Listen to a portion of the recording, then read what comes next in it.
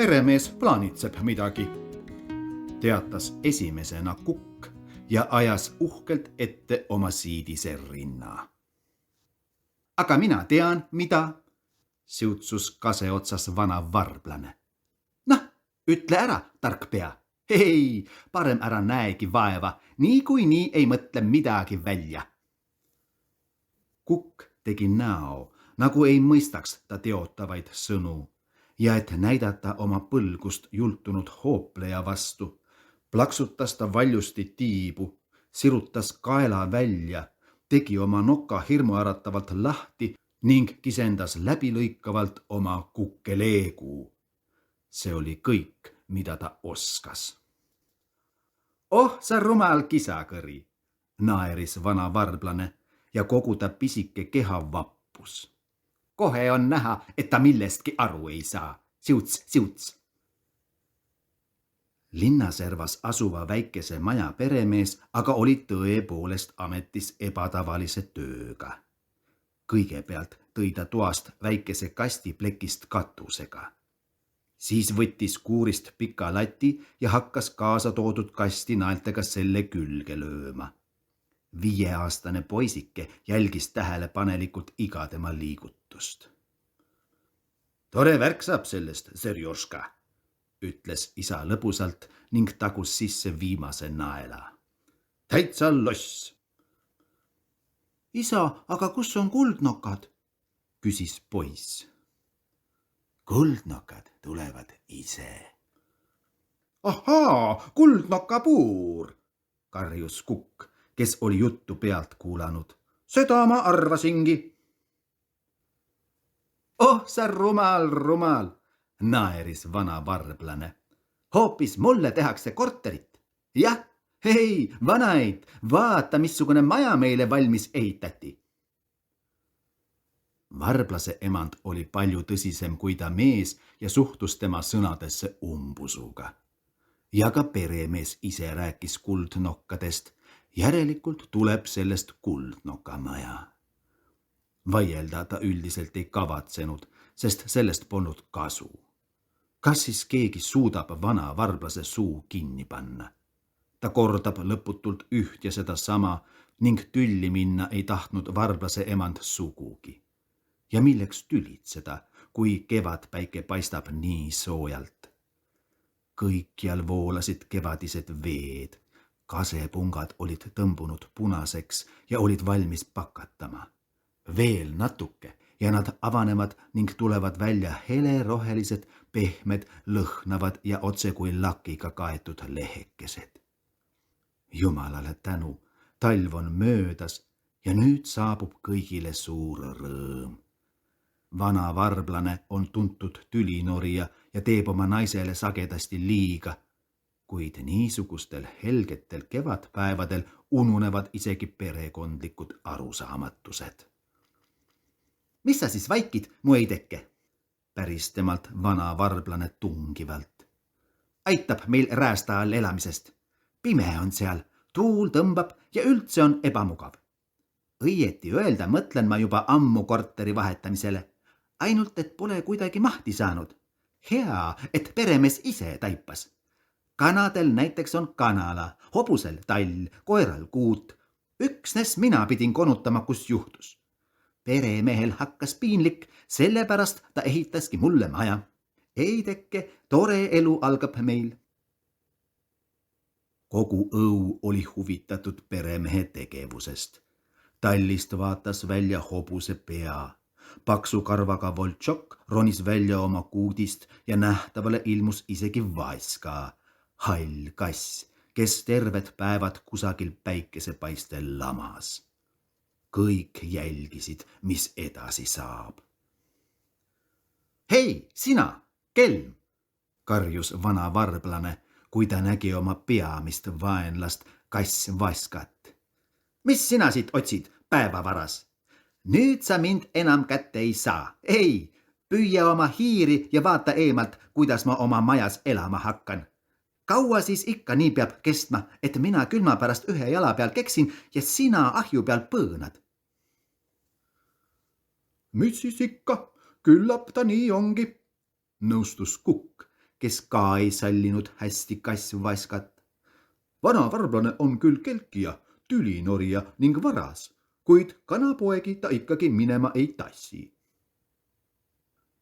Kui peremees oli oma töö lõpetanud, võttis ta lati pesakastiga ja kinnitas selle kõige tugevama aiaposti külge. Pesakast oli suurepärane. Seinad olid tihedad, katus plekist.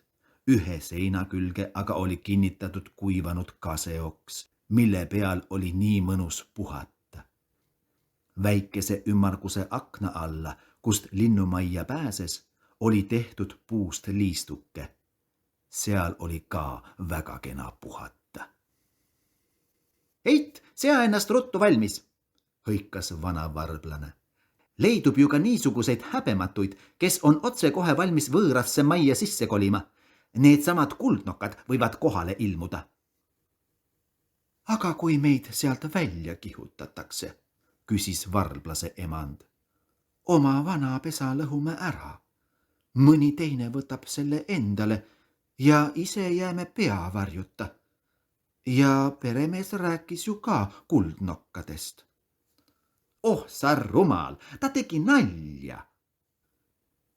Peremees ei jõudnud veel astuda mõne sammu kaugusele pesakastist, et vaadata oma kätetööd eemalt, kui vana varblane istus juba plekkkatusel.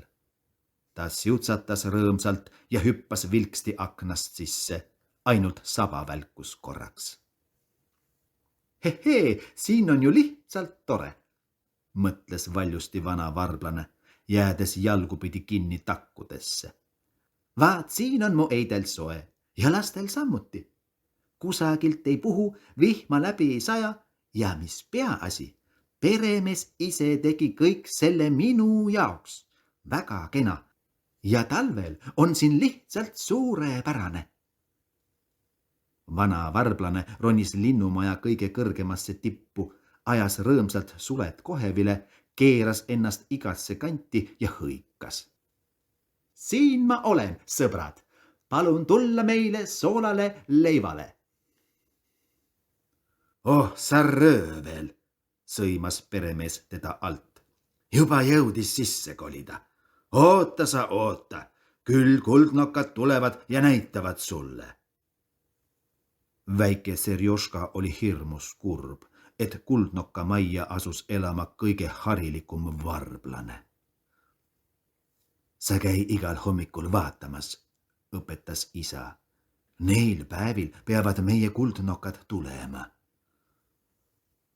Aitab naljast, peremees, karjus vana varblane ülevalt. Mind sa ei peta.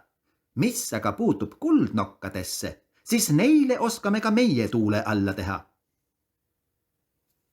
Vana varblane seadis ennast kuldnokka majas mugavalt sisse, nagu see kohane perekonnaga linnule. Vanast pesast tassiti siia suled ja kõik muu, mis laskis ennast kaasa viia. Ja nüüd las elavad seal minu vennapojad, otsustas vana varblane temale omase suuremeelsusega. Olen alati valmis ära andma sugulastele kas või viimase. Elagu ja tuletagu mind vanameest hea sõnaga meelde. Kus ikka helduse ots, naersid teised varblased. Kinkis vennapoegadele mingisuguse prao. Eks me veel vaata, kuhu ta ise läheb, kui teda kuldnokka majast välja kihutatakse. Kõike seda räägiti muidugi kadedusest ja vana varblane ainult kihistas naerda. Las räägivad. Jah, see oli vana kogenud varblane, kes oli elu näinud. Istudes oma soojas pesas, tuletas ta nüüd mõnuga meelde oma elu mitmesuguseid äpardusi. Kord pidi ta ära põlema, kui oli korstnasse sooja pugenud. Teine kord oleks peaaegu ära uppunud. Siis tegi külm talle liiga. Üks kord aga oli ta juba täiesti vana kelmi vaska sametkäppade vahel ja pääses vaevu eluga. Jah, palju oli ta näinud igasugust muret ja vaeva. Nüüd on aeg puhata, arutas ta valjusti, kui oli oma uue maja katusele roninud. Ma olen teeneline varblane. Las noored õpivad, kuidas tuleb maailmas elada. Kui naljakas ka ei olnud vana varblase jultumus, ometi olid kõik sellega harjunud ja hakkasid isegi uskuma, et pesakast on üles pandud tõepoolest vana varblase jaoks. Nüüd ootasid kõik ainult seda otsustavat päeva, mil saabuvad kuldnokad. Mida küll teeb siis võõrasse pesasse pugenud vanamees? Mis on kuldnokk? Arutas vana varblane kõigi kuuldes. Rumal lind, kes asja ees teist taga lendab ühest kohast teise. Näe, meie kukk ka ei ole tark, kuid see-eest istub kodus ja hiljem keedetakse temast suppi.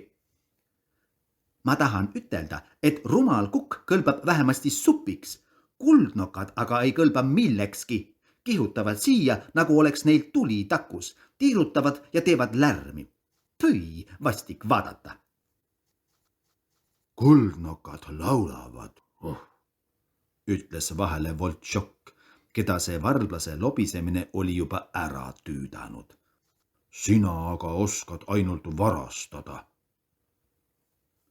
Laulavad, seda nimetatakse laulmiseks, imestas vana varblane.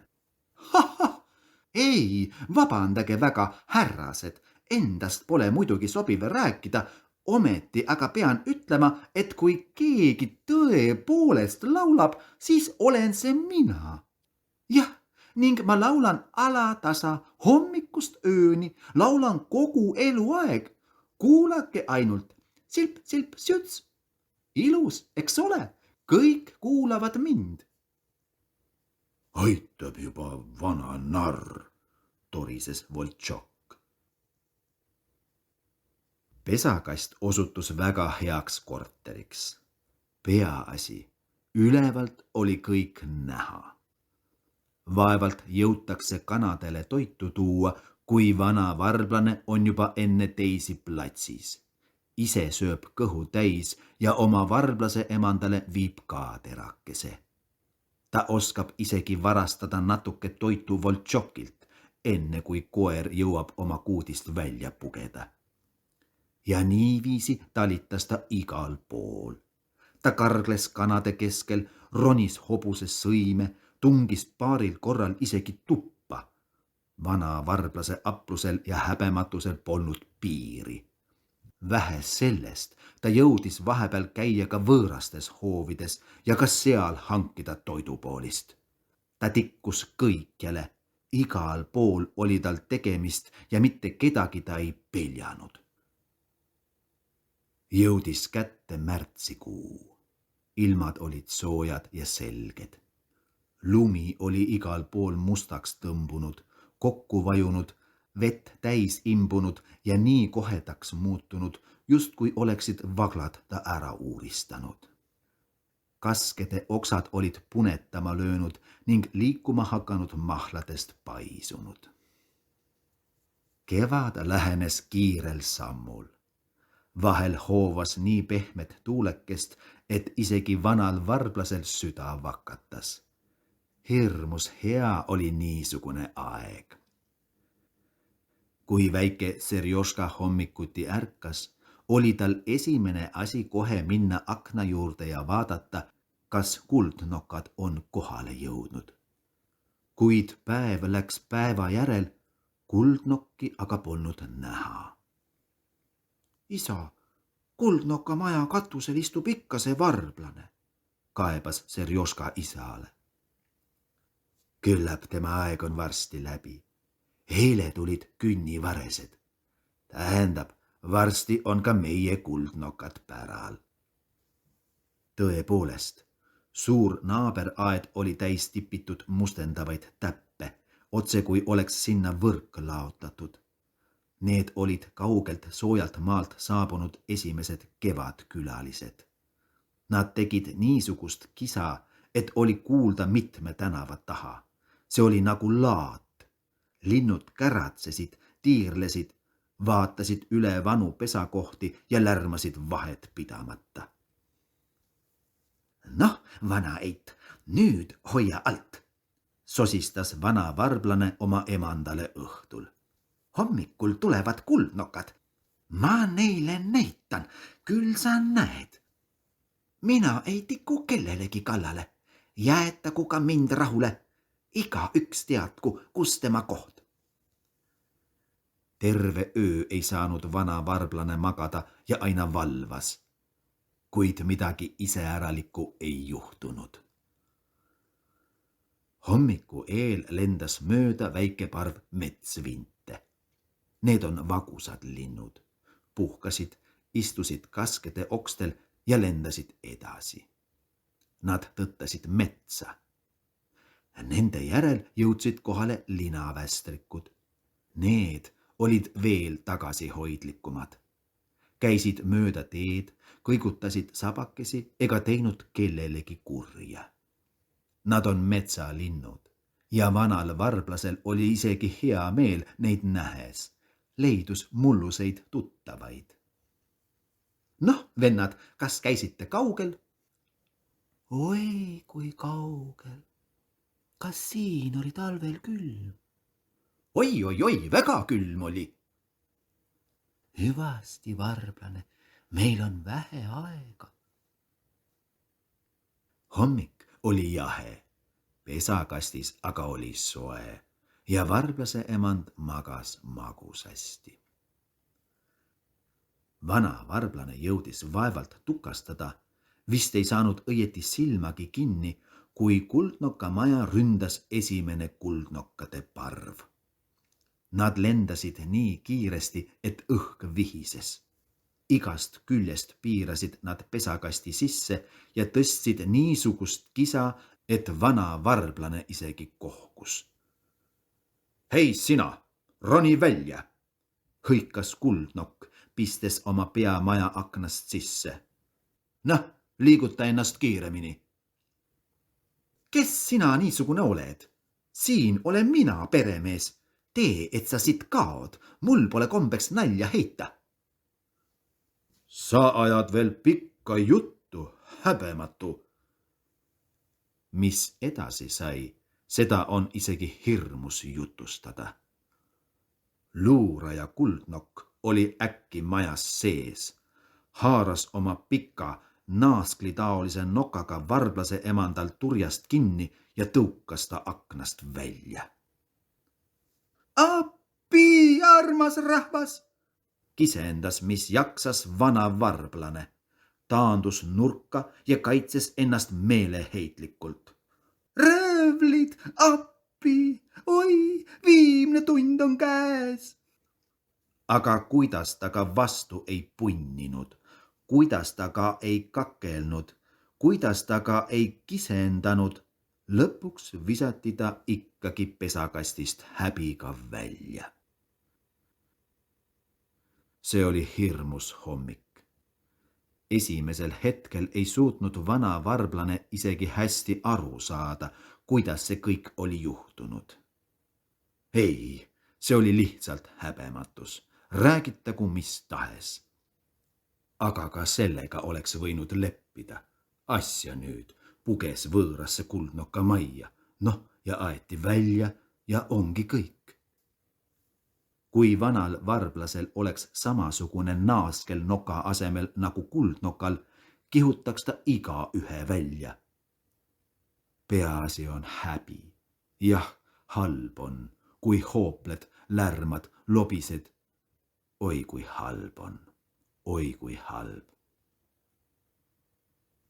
No küll sa ajasid ikka kuldnokkadele hirmu peale, hüüdis talle hoovist kukk. Kuigi minust keedetakse suppi, on mul ikkagi oma pesa. Sina aga võid nüüd ühe jala peal keksida. Lobasuu niisugune, paras sulle. Mis sina nii kangesti rõõmustad, vihastas vana varblane. Oota, ma sulle näitan. Tulin ise kuldnoka majast ära. Liiga suur on ta mulle ja pealegi puhub pragudest. Vaene varblase emand istus katusel ja oli nii õnnetu ja löödud, et see vana varblase veel rohkem vihale ajas. Ta lendas varblase emanda juurde ja tonksas teda valusasti nokaga pähe. Mis sa kükitad? Ainult häbi teed mulle. Võtame vana pesa tagasi ja loo lõpp. Kuldnokkadega aga õiendan ma veel arved. Kuid vana varblase vennapojad olid ennast vanas pesas sisse seadnud ega tahtnud seda mingi hinna eest ära anda. Nad tõstsid kisa ja kära ning lõppude lõpuks tõukasid oma vana onu pesast välja. See oli juba hullem kui kuldnokkade lugu. Omad sugulased kihutasid kodunt välja, aga kas tema ei olnud nende heaks teinud kõik, mis võimalik? Tee veel kellelegi head. Varblase emand oli ta käest asjata peksa saanud. Pesast oli ilma jäänud ja ta ise koos perekonnaga pidi katusel istuma. Iga silmapilk võis tulla kull ja kiskuda tükkideks. Vana varblase meel läks kurvaks. Ta istus katuseharjale puhkama ja ohkas raskesti. Ränk on tõsise linnu elu. Kuidas me siis nüüd elama hakkame? Küsis juba mitmendat korda varblase emand haleda häälega. Igaühel on oma pesa. Varsti hakkavad poegi välja hauduma. Meie aga vist jäämegi siia samasse katusele. Oota, Eit, küll me ennast sisse seame. Kuid kõige kibedam oli alles ees. Õues jooksis väike Serjoška, lõi käsi kokku rõõmust, et kuldnokad on päral ja ei jõudnud neid küllalt imetleda. Ka isa tundis nende üle rõõmu ja rääkis. Vaata, kui ilusad nad on, just kui siidist ja kuidas nad laulavad, rõõmsad linnud. Isa, aga kuhu jäi see varblane, kes elas kuldnoka majas? Vaata, ta istub katusel. Oi, kui naljakalt on tal suled turris. Ta on alati niisugune, nagu oleks keegi teda sasinud. Mis on, vennas, ei meeldi? Pöördus isa varblase poole ja naeris rõõmsalt. Noh, see on sulle õpetuseks. Ära tiku sinna, kuhu sind pole kutsutud. Ega pesakast sinu jaoks ehitatud. Isegi kanad naersid nüüd vana õnnetu varblase üle. Vaat, milleni oli jõudnud vana mees. Ta hakkas isegi nutma sellest solvamisest, kuid kogus ennast peagi ja lõi rinna ette. Mis te õige naerate? Küsis ta uhkelt kõigilt ümber olijailt. Mis on siin naljakat? Tegin vea, see on õige, aga ometi olen teist kõigist targem. Ja mis peaasi, olen vaba lind. Jah, ja elan sellest, mis kätte juhtub, aga inimesi kummardama ei lähe. Mis saaks teist, kui peremees teid ei söödaks ega joodaks? Kärvaksite, nii sina, Voltšok, kui ka sina, rumal lind Kukk ning hobune ja lehm samuti. Mina aga toidan ennast ise. Jah, vaata, niisugune mees ma olen. Ja küllap ma ka nüüd oma õnnetusest üle saan, andke ainult aega. Ja need terakesed, mida ma vahel õue peal teie lähedalt nopin, olen samuti ära teeninud. Kes püüab putukaid, kes kaevab välja ussikesi, otsib tõuke ja igasuguseid mutukaid. Ikka jälle mina. Küll me teame, kuidas sa ussikesi otsid, lausus Kukk ja pilgutas kuldnokkadele silma. Tarvitseb ainult juurvilja aias peenrad valmis teha ning herned ja oad maha panna, kui varblased on platsis. Kõik tuhnivad üles ning söövad herned ja oad ära. Vargusest elad sa, varblase isand, tunnista aga üles. Vargusest? Mina? Pahandas vana varblane. Mina olen inimese kõige suurem sõber. Me oleme alati koos, nagu sõpradele kohane. Kus on inimesi, seal olen ka mina. Jah, ning sealjuures olen ma täiesti oma kasu püüdmatus sõber. Kas meie peremees on visanud mulle millalgi peotäie kaera? Ja mulle pole seda vajagi. Muidugi meel läheb kibedaks, kui tulevad mingisugused eputised ja nendele hakatakse austust avaldama. See on lihtsalt ebaõiglane. Teie aga ei saa isegi sellest aru, sest üks on terve elu aiste vahel, teine keti otsas, kolmas kana kuuris. Mina olen vaba lind ja elan siin oma tahtmist mööda. Paljugi rääkis vana varblane, kes oli südame põhjani solvunud oma sõbra inimese kurikavalusest. Siis äkki kadus ta ära.